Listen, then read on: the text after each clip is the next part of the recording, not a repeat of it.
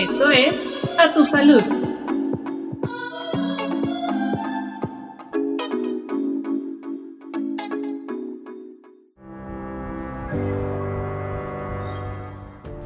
Hola, ¿qué tal? Soy Iván Cabañas y les doy la bienvenida a este nuevo episodio del podcast A Tu Salud del Instituto Mexicano del Seguro Social. Hoy platicaremos sobre la viruela símica, una enfermedad que ha generado muchas preguntas y preocupaciones en la población. Acompáñanos a descubrir qué es la viruela símica, cómo se transmite, cuáles son sus síntomas y cómo prevenirla y tratarla. Hoy nos acompañan la doctora Georgina Morales González, especialista en medicina interna del IMSS, y el doctor Edgar Pérez Barragán, especialista en infectología del IMSS. Ellos nos guiarán a través de las principales dudas sobre esta enfermedad y, sobre todo, cómo resolver esas dudas. Muchas gracias por acompañarnos. ¿Cómo están? Muchas gracias. Gracias por la invitación. Muy bien, gracias por la invitación. Ok, pues vamos a empezar. ¿Qué es la viruela del mono? Primero, ¿está bien decir viruela del mono, viruela símica o mpox? Pues justamente lo que platicamos antes de la entrevista es que mpox en realidad es el término correcto, aunque en realidad es un término que está en inglés, ¿no? Entonces la traducción en muchos de los textos que leemos es este término de viruela símica, y se cambió justamente el término, aunque es una zoonosis y es un virus que viene de los animales, ¿no? Pues lo correctamente pues es decir, no sé, que la persona vive, o sea, tiene infección por mpox o viruela símica, que es la traducción, ¿no? Digo, es lo ideal. Ok, pero la verdad es que la población la conoce como la viruela del mono. Incluso los mismos medios de comunicación en general lo mencionan así, ¿no? ¿De dónde viene esta viruela? Ok, parte nada más para complementar esto. Yo creo que con la finalidad de comunicar y que las personas sepan de esta infección, creo que vale la pena muchas veces aclarar mpox o viruela símica, porque probablemente alguna persona se va a quedar con la duda. Entonces, muy bien, como lo menciona la doctora Georgina, sí, creo que algo es necesario tal vez acotar que cuando decimos mpox es viruela símica. ¿Y de dónde viene? Pues es una enfermedad infecciosa identificada en algunos animales que son los reservorios, como algunos roedores del campo, en la zona del África, los 70s, más de 50 años. Primer caso descrito fue un niño. Se había limitado en esta zona del África, República Democrática del Congo, para ser más específico, durante mucho tiempo. Es hacia los 2000 cuando se empiezan a reportar algún caso fuera de esta zona de República Democrática del Congo, y estaba asociado en viajeros que estuvieron en contacto con algunos animales en esta zona, con algunas personas, pero fue muy aislado hasta ya hace un par de años cuando se empieza a conocer más sobre esta infección. Ok, ¿y qué es la viruela símica? Entonces, ¿qué tipo? O sea, es una infección, pero ¿qué síntomas hay? ¿Cómo se manifiesta? ¿No se supone que ya no había viruela? O sea, ¿qué pasó con esto? Es un virus, ¿no? Que pertenece a una familia que es de ortopoxvirus. Y básicamente es muy parecido en las características clínicas a la varicela, pero no es exactamente igual. Y efectivamente es una viruela, ¿no? Para la cual lo que platicamos es que la viruela en realidad ya no había casos en humanos, ¿no? Okay. Entonces esta sería la primera viruela en muchos años que está afectando humanos.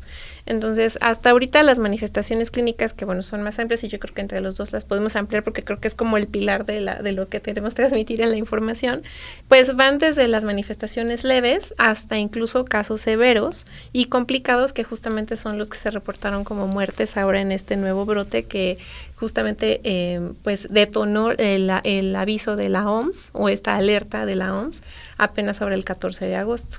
Entonces, las manifestaciones van desde básicamente erupciones en piel, un exantema en piel, que suele formar unas vesículas, ¿no? Que evolucionan a costras, que pueden ser dolorosas o no, y estas pueden aparecer en diversas partes del cuerpo, incluso en genitales, ¿no?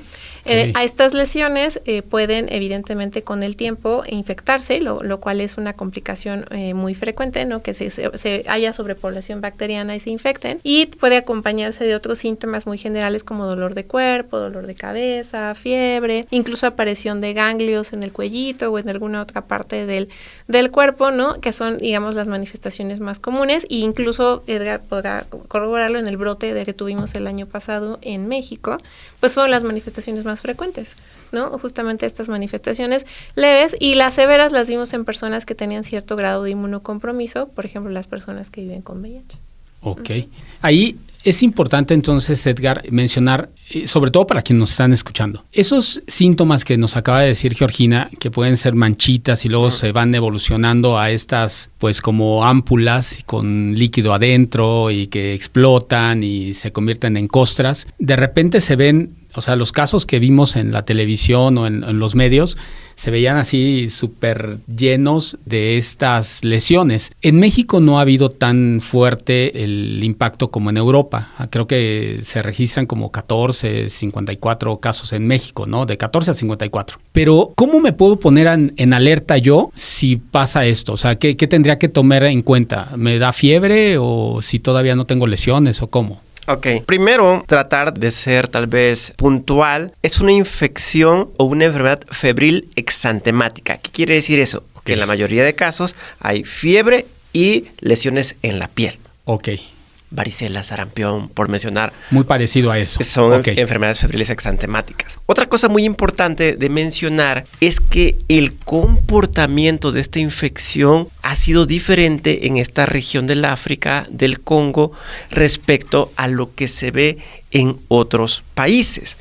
Por mencionar algo, en el África, en esta zona del Congo, la transmisión es doméstica, comunitaria, las escuelas, y donde gran parte de la población afectada son niños. Okay. ¿Sí? Y donde vemos estos cuadros bastante aparatosos, llenos de lesiones, de vesículas, costras en diferentes etapas.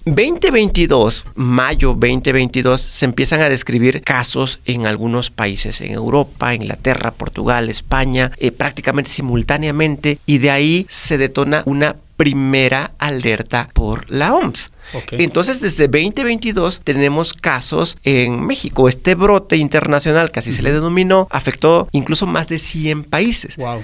Con unas características que es importante comentar. Esta presentación de la infección, de la enfermedad, no fue similar a lo que se observa habitualmente en África, donde las lesiones son muchas, como que ya lleva un caminito. Empezaba en la zona de la cara, la cabeza, y ahí el resto del cuerpo, fiebre, muchos niños afectados, transmisión doméstica muy comunitaria. Lo que se empezó a observar en este brote en 2022 es que afectaba a ciertas poblaciones, que son hombres que tienen sexo con otros hombres y donde el comportamiento sexual tenía mucho que ver en la transmisión. De ahí, muchos casos, las lesiones predominaban en genitales, en ano, en boca, y podrían ir desde una lesión hasta muchas lesiones, como ya lo mencionaba la doctora Georgina, en personas que tienen un sistema inmune debilitado, como las personas viviendo con VIH y sobre todo sin tratamiento o con niveles de defensas muy bajos, es donde podrían tener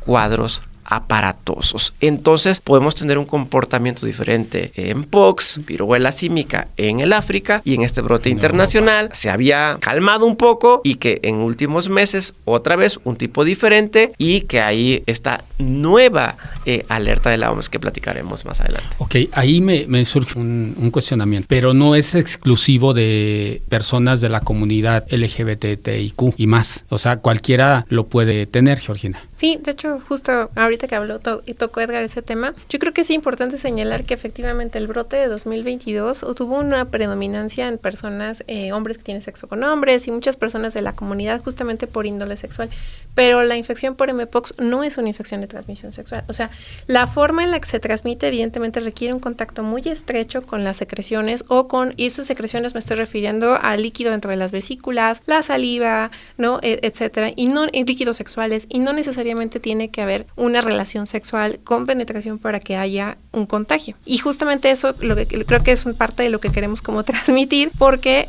muchas de las campañas de prevención en otros lados dan mucho enfoque al condón, que claro que es muy útil, sobre todo para MPOX y muchas otras cosas, pero también el resto de las medidas de prevención del contacto, y que yo creo que las vamos a mencionar en un momento, es importante tenerlas en cuenta, justamente para pensar que solamente afecta a una sola población, porque en realidad todos, si tenemos estos factores de riesgo, lo podríamos adquirir. Todos somos vulnerables en un momento dado contraer este tipo de enfermedad. Ahora, ya que llegamos a este punto, mencionan ustedes que es por contacto, pero ese contacto es muy cercano. O sea, por ejemplo, si yo voy en el camión y hay personas o hay una persona con MPOX o con viruela símica y tiene las lesiones, si yo me acerco mucho a él, ¿es posible que por el contacto se me pegue el virus? O sea, ¿se me transmite el virus? Justamente el contacto tiene que ser estrecho para que haya transmisión. ¿Y qué es estrecho? Contacto piel a piel con las lesiones, contacto con zonas que llamamos mucosas, como es la boca, genitales, el usar ropa de cama, una toalla, pudieran ser una forma de transmisión. A diferencia, por ejemplo, de otras infecciones tales como COVID o influenza, que por partículas muy pequeñas o aerosoles, que se le llaman así, puedes darse la transmisión. En este caso, no. Tendría que ser un contacto muy estrecho o convivir por varias horas con una persona con la infección y de manera cercana. Y a esto es lo que yo denominaba transmisión doméstica, es decir, alguien en casa, los padres tienen la infección y al estar conviviendo con el hijo, la hija por horas y días es que se da la transmisión, pero sí tiene que ser de esta forma estrecha. Y aquí un poco comentando con la pregunta previa que mencionabas, que si solo personas de la comunidad LGBT son más expuestos, la respuesta puntual es no. Cualquier persona puede adquirir esta infección, y esto puntualizarlo para justo no estigmatizar. Ese es algo muy importante que pareciera que ya lo hemos aprendido de décadas atrás, pero la realidad es que lo seguimos trayendo, 2024 ¿no? Aún hay estigma y discriminación por condiciones físicas de salud, o en este caso de una infección como lo es MPOX. Sí. Oye, perdón, Georgina, adelante. No, quería puntualizar, nada más dos cosas que justamente dijo Edgar. Una es esto de la respiración, porque hay mucha información que ahora se ha difundido acerca de si el cubrebocas nos ayudaría también a prevenir un poco la infección, justamente por lo que acaba de mencionar Edgar. Y efectivamente, o sea, no es una enfermedad que se transmite por aerosoles, como COVID-19, pero sí por microgotitas, que esas justamente salen cuando uno habla. Exacto. Entonces, parte justamente de cuando uno ya, que creo que también vamos a llegar a eso, cuando ya tiene uno tiene el padecimiento, parte de las medidas de prevención sí es el uso del cubrebocas por este sentido, no tanto porque se transmita por aerosoles, porque eso sí es súper importante, porque es muy distinto a COVID. La otra cosa que también mencionó Edgar es justamente esto del estigma, porque independientemente de que el estigma es una carga sobre el paciente o la persona que en ese momento la tenga, que es espantosa, el hecho de estigmatizar un padecimiento es repetir la historia de lo que nos pasó con VIH y pensar que al solo afectar a una población, el resto estamos a salvo, y entonces esa falsa percepción de no riesgo es muy peligrosa, porque justamente pues no seguimos las medidas de recomendación al no sentirnos parte de la comunidad que nos están diciendo que es solo el riesgo. Entonces es como el doble mensaje que es importante justamente aclarar, porque pues todos podríamos estar en riesgo. En muchas enfermedades que tienen que ver con virus se habla de que hay una población más vulnerable que otras por enfermedades de repente crónico-degenerativas, ¿no? ¿También es el caso de la viruela símica? No, no es el caso. De hecho, ahora, hace unas semanas atrás, en agosto, la OMS emite una nueva alerta por esta situación, que es una emergencia sanitaria de preocupación e interés internacional.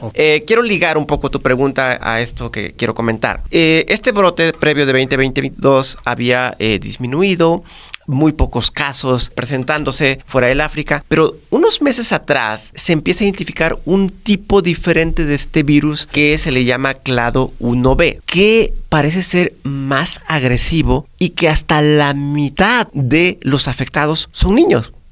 Ok. Incluso hay muertes, y la mayoría de muertes son en niños. Entonces, esto lo menciono porque no necesariamente debe haber una condición de una enfermedad crónica como lo estás mencionando, ni tampoco necesariamente un comportamiento sexual que predispone a no es un condicionante. No, para nada. Pero sí hay que tener cuidado. Sí, y muy probablemente la mayor mortalidad en niños es porque en esta zona del mundo, en el África, tenemos desnutrición, ¿sí? Saneamiento inadecuado, no tienen ni acceso a agua potable y adecuados servicios de salud.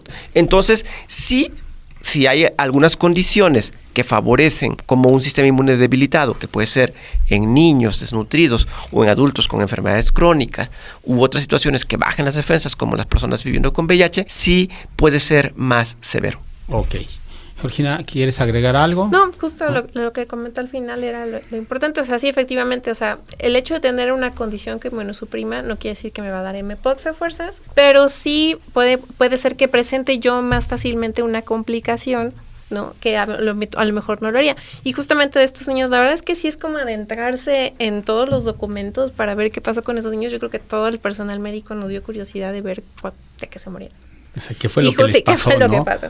Y básicamente si uno se mete en eso, pues lo que sucedió con esos niños justamente fue lo que menciona Edgar. O sea, son niños que tenían ciertas condiciones, sobre todo la desnutrición, en condiciones de hacinamiento, ¿no? Que básicamente, pues, el virus se comportó como todos los virus. O sea, les dio miocarditis, neumonitis, ¿no? Que existe inflamación del corazón, inflamación del pulmón, sobreinfección bacteriana, que son complicaciones no exclusivas del mpox, pero sí de muchos otros virus. Y como dices, ahora murieron niños y pues es un clado distinto. Uh-huh. ¿Qué es un clado? Es un tipo del virus. O sea, nada más es un tipo del virus. O sea, podríamos decir que entonces de viruela símica hay dos tipos. De hecho, hay subdivisiones incluso. Pero el previo del brote de 2022 era del clado o el tipo 2.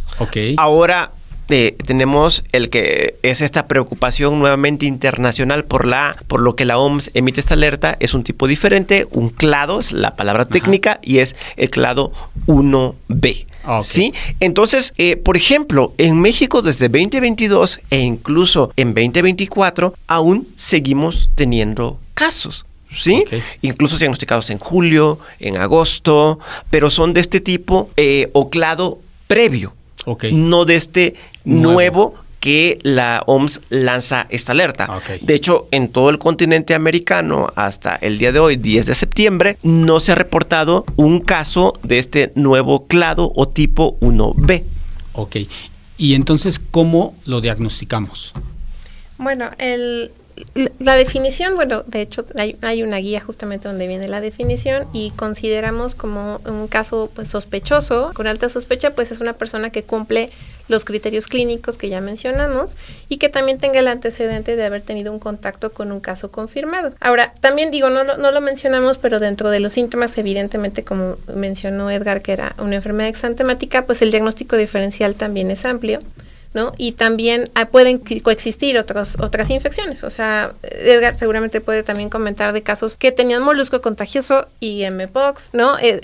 O herpes y mpox. Entonces, las lesiones a veces un poquito se complican las cosas. Incluso en algunas etapas del mpox, al inicio se parece a sífilis, ¿no? Lo cual la sífilis es súper común y justamente mucha gente las trataba como sífilis y en realidad era mpox, ¿no? Entonces, el diagnóstico diferencial es importante, pero digo, sí cumple estos criterios clínicos más el contacto previo, pues entonces se hace el caso sospechoso, se debe hacer un aviso, ¿no? En el caso del Instituto Mexicano del Seguro Social ya tenemos un algoritmo, ¿no? En este sentido que se publicó justo en 2022 cuando fue el primer brote, donde lo ideal es que estas personas acuden a su unidad de medicina familiar o en su defecto los hospitales generales de zona, donde se puede tomar la muestra para confirmar el diagnóstico por medio de PCR, los cuales en todo el país son procesadas por el INDRE. ¿No? De eso ya yo. A ver, una pregunta ahí. Vamos a poner la hipótesis. Me empiezo a sentir mal, tengo temperatura, una fiebre un poquito alta y empiezo a notar que tengo como tipo ronchitas o tipo lesiones o ámpulas. En ese momento lo que debo hacer es ir a mi unidad de medicina familiar, a mi doctor de confianza y decirle, oye, ¿qué tengo? Primero, no entrar en pánico. Ok, perfecto. Primero, no entrar en pánico. Enfermedades infecciosas que afectan la piel y dan fiebre, hay muchas. Ok. ¿Sí? Como ya mencionó la doctora Gina, esta infección tiene algunas peculiaridades. La evolución de las lesiones es, primero se forma una pápula, que es algo elevado, como una bolita, se llenan de líquido, se rompe. Habitualmente se forma como una especie de cráter y después la cicatriz, y que pueden aparecer en cualquier parte del cuerpo, y fiebre. Pero otras, varicela, lesiones, vesículas, fiebre, cicatriz y todo. Entonces, la primera situación es no entrar en pánico. Alguien tiene estos síntomas, por ejemplo, si es un niño no vacunado para varicela, yo pensaría que muy probablemente pudiera ser varicela. Sin embargo, una persona que viene viajando del África o que estuvo en contacto con otra persona adulta de esta, lo hace un caso que nos... sospechoso. Más sospechoso, ¿no? Pero de forma puntual, alguien con fiebre y lesiones en la piel debería buscar atención médica de forma general. Okay. No porque tenga esto, llegue y que piense que ya tiene mpox o viruela símica, sino por educación general. Si tiene estos síntomas, debería buscar atención médica. Ok.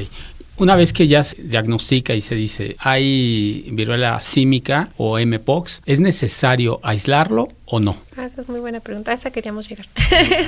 De las medidas, ¿no? Ya que sabemos, bueno, ¿sí? Soy un caso sospechoso, acudo a mi unidad, en mi unidad me hacen mi prueba.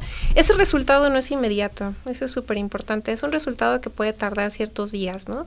Yo hablo mucho de la Ciudad de México porque pues aquí tenemos al INDRE, pero todas las muestras se envían al INDRE, incluyendo otros estados. Ajá. Entonces, este resultado puede demorarse 5, 10, ¿no? 12 días. Entonces, mientras sea un caso sospechoso, se debe manejar como tal, ¿no? Como si lo fuera, y parte de las medidas las recomendaciones de la Secretaría de Salud y del Instituto Mexicano del Seguro Social es aislarse en el sentido, sobre todo, si el lugar donde viven es un lugar donde conviven con muchas personas y mucho más si comparten la ropa de cama con ellas o viven en una habitación muy pequeña. Con el COVID aprendimos que no podemos decirle a las personas que agarran un cuarto para ellos solos si solo tienen un cuarto para todos, ¿no? Entonces, pero básicamente las medidas son pues la ropa de cama y la ropa que ellos utilizan está en un sitio aparte, que el área esté bien ventilada. En este caso, el uso del cubrebocas se recomienda en espacios muy pequeños, ¿no? Justamente, y cubrir las lesiones en el caso de que haya contacto estrecho. No requieren cubrir las lesiones si solamente están las personas en su casa. Pero si van a salir o a algún lugar y tienen una lesión muy aparatosa, es importante cubrirla, no nada más para prevenir la transmisión, sino para evitar que se infecten, porque estas lesiones, dependiendo el momento en el que estén, pueden ser más susceptibles a infectarse, ¿no? Entonces, pues lavado de manos evidentemente y bueno, ya en el caso de las lesiones hay incluso hasta recomendaciones por la Asociación de Dermatología que ya se entrarán en temas más profundos, pero pues básicamente esos serían los cuidados. Yo quiero agregar algo respecto a esto, desde la parte de justo como mencionabas, una persona con lesiones en la piel y fiebre llega y busca atención. La gran mayoría será compatible con otra situación de salud, ¿sí? Desde incluso algo tan banal como piquete de mosquitos, ¿sí? Varicela, otras cosas, alergia, sífilis, mencionó la doctora Gina, herpes, otras cosas. La gran mayoría, incluso el médico va a decir, no es probable que sea mpox. Para aquellos que hay esta probabilidad, se toma esta muestra que habitualmente se toma directo de las lesiones con un hisopo, que es una especie de cotonete, para hacer la prueba que confirma el diagnóstico, es PCR. Todos aprendimos de PCRs cuando el COVID. Puntualizar que esto también, como ya lo ha mencionado la doctora Gina, solo se hace a través de instituciones de salud públicas. A la fecha, ningún medio privado tiene la posibilidad de hacer esta prueba. Y ya si se confirma, pues ya justo mencionaba un poco de las medidas de prevención la doctora Gina. Ok, perfecto. Entonces, ya me confirman esto, pues tomar las medidas, sí aislarme, pero con cierto grado de aislamiento, de acuerdo a las condiciones incluso de mi hogar. Y no andar en transporte público, porque de hecho yo creo que es muy importante eso, ¿no? O sea, sí es, vamos a decirlo así, es recluirte un poco, pero no para evitar el contacto con otras personas, ¿no? Y evitar el posible contagio, ¿no? Hasta que ya nos digan si es o no es, ¿ok? Sí. ¿Y cuáles serían las medidas de prevención? Población en general. Pues digo, las medidas de prevención población en general, pues evidentemente, pues ya mencioné algunas, lavado de manos, incluso el alcohol gel que utilizamos todos, aprendimos en COVID, se sigue usando, ¿no? Sobre todo contacto con superficies. Evidentemente, si tenemos algún conocido o alguna persona en la cual pudimos haber estado expuestos, vigilar los síntomas. Digo, nos falta mencionar eso, pero pueden aparecer hasta 21 días después. Las lesiones, ¿no? Lo que yo comentaba, bueno, vigilar todo esto. Otra forma sería, por ejemplo, relaciones sexuales. Yo mencioné esto del contacto sexual porque pues efectivamente con su contacto muy estrecho, pues utilizar condón, otro tipo, nos ayuda a prevenir este tipo de infección, pero repitiendo, no es una infección de transmisión sexual. El cambio de la ropa de cama, ¿no? Es un virus que lavando la ropa de cama con agua y jabón es suficiente. Entonces, en realidad, esas serían como las medidas en general. Pero como dice Edgar, yo creo que lo más importante es no entrar en pánico, ¿no? Informarse. Ahora hay mucha información, pero siempre hay que ver de dónde se toma, ¿no? Hay información en el IMSS, en las páginas del IMSS, de la Secretaría de Salud, en la CDC, a quien le gusta leer en inglés, hay versión en español. Entonces, la verdad es que hay muchos lugares donde podemos encontrar información al respecto, ¿no? Que justo llegaron a este punto de la información. Es súper importante crear conciencia en la población de esta enfermedad, por supuesto que sí. No caer en pánico, como lo dijo Edgar, pero vamos a pensar que soy una persona común y corriente, que no tengo el acceso a lo mejor a todos los medios que ustedes acaban de mencionar. ¿Cómo me informo? ¿En dónde me informo? Y mejor dicho, ¿cuál es la fuente oficial para creerle a esa información? Porque TikToks hay un montón de esto, sí, ¿no?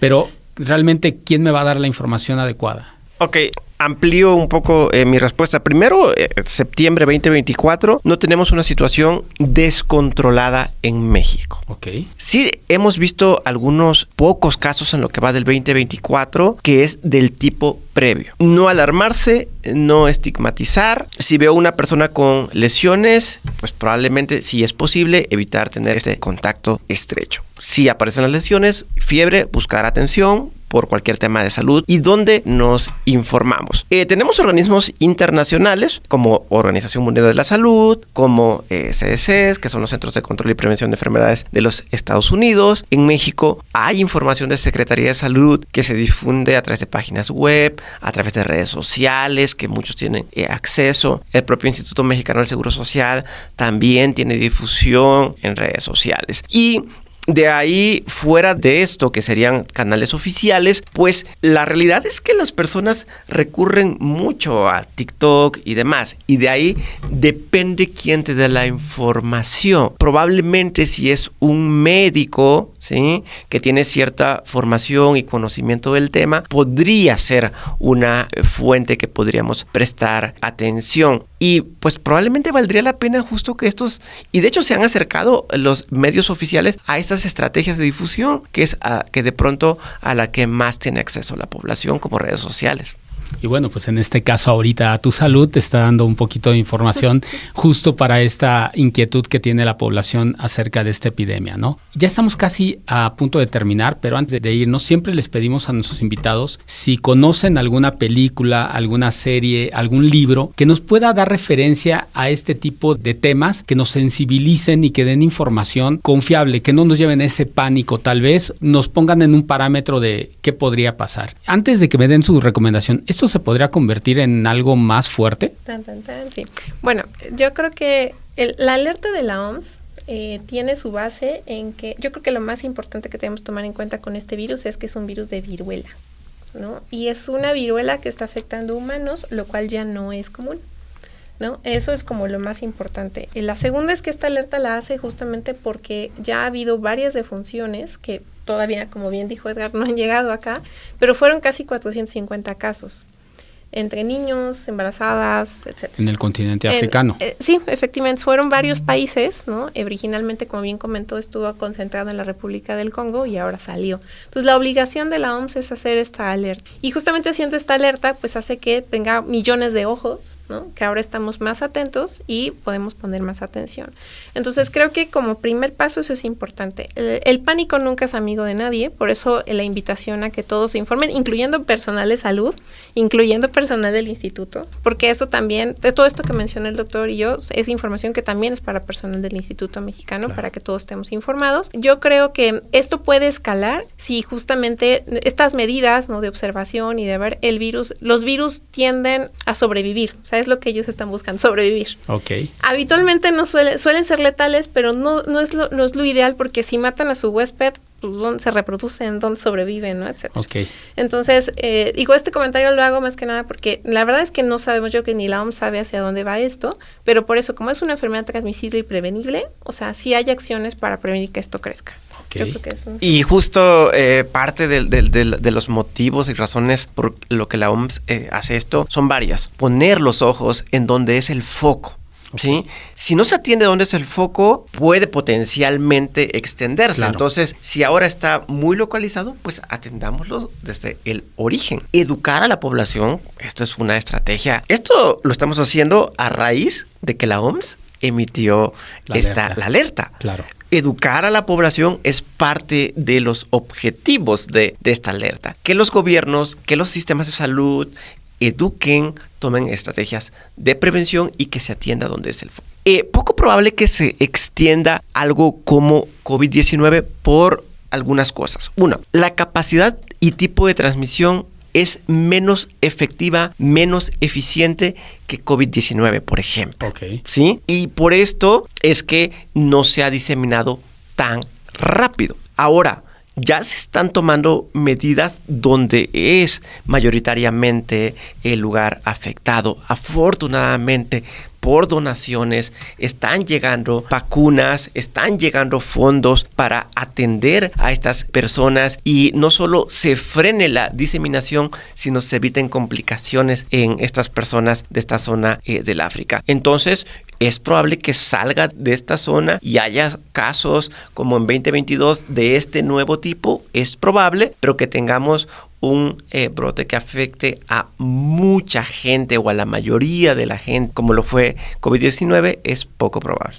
Ok, ahora entramos sí a esas recomendaciones, libros, lecturas, digo, para la gente. Ya sé que médicos hay muchísimo, pero para el público en general, ¿qué recomendarían ustedes que vieran, que leyeran, que escucharan? ¿Habrá algo? Híjole, esa es muy buena pregunta. No sé, El cazador de microbios. Okay. Ese libro, digo, el cazador de microbios es un libro que no es para médicos. Yo creo que muchos lo leímos en la preparatoria. Y básicamente explora cómo se contagian las enfermedades infecciosas. O sea, la verdad es que eso ayuda a que las personas diferencien entre un parásito, un virus, una bacteria, ¿no? A los médicos lo manejamos como cualquier cosa. Inclusive le decimos, señora, usted tiene un virus. Y la señora... Qué padre, ¿no? Pero a lo Hola, que voy, señor virus, ¿no? es un libro que la verdad es que yo creo que todos leímos alguna vez y ayuda a diferenciar justamente eso, o sea, un virus, bacteria, cómo se transmite un virus, dónde hay una bacteria, dónde hay un parásito, cómo me infectó. Entonces yo creo que eso es como una lectura, ¿no? Yo pensaría en eso. Edgar, ¿algo? Un libro o una película que hable directamente de Mpox o viruela símica, no la hay o por lo menos no tengo conocimiento. Pero sí hay información en español, en lenguaje accesible para todos a través de internet, CDC, OMS, Seguro Social. Hay algunos divulgadores de ciencia en redes sociales y hay que ver sus credenciales. Son divulgadores de ciencia, son del área de la salud. Podríamos prestarles atención a ellos. Atención. Ok, pues ya ahora sí, el último mensaje de cada uno de ustedes, en pocas palabras, ¿qué le dice a la población acerca de la viruela símica?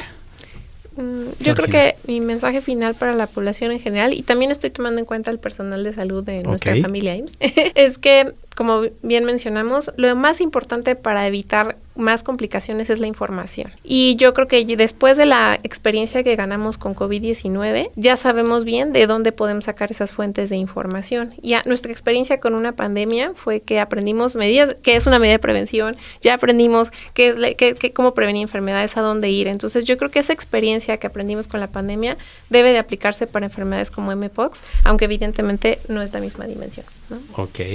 Edgar. La información es poder, sin duda. Las enfermedades infecciosas son una amenaza latente. sobre todo las infecciones virales. No estamos en una situación de alarma, no hay por qué entrar en pánico. Mpox, viruela símica, no es exclusiva de una población. Cualquier persona eventualmente pudiese adquirir esta infección. Y mientras una enfermedad infecciosa afecte a una persona, a una región, a una localidad, potencialmente todos podemos estar en riesgo. Entonces, si alguien tiene síntomas que afecten a la piel y fiebre, que busque atención como cualquier otra situación de salud sin entrar en alarma. Ok, pues muchísimas gracias a los dos por acompañarnos. Estamos ahora sí cerrando el episodio. A todos nuestros podescuchas, mil gracias por estar con nosotros en este episodio. Y ya saben, no pánico, ir al médico para atendernos, para revisarnos. Y no solamente por esto, sino por cualquier situación. Hay que tener una cultura de prevención. Algo muy importante para todos nosotros. Seamos conscientes y no estigmaticemos. Como dijo ya el doctor Edgar y la doctora Georgina, esta enfermedad nos puede dar a cualquiera de nosotros. Muchas gracias por acompañarnos. Los invitamos a interactuar con nosotros a través del correo a.tusalud@ims.gov.mx o a dejarnos sus dudas en las cajas de preguntas de la plataforma de streaming donde nos escuchen. Yo soy Iván Cabañas y esto fue el podcast A Tu Salud. Hasta la próxima.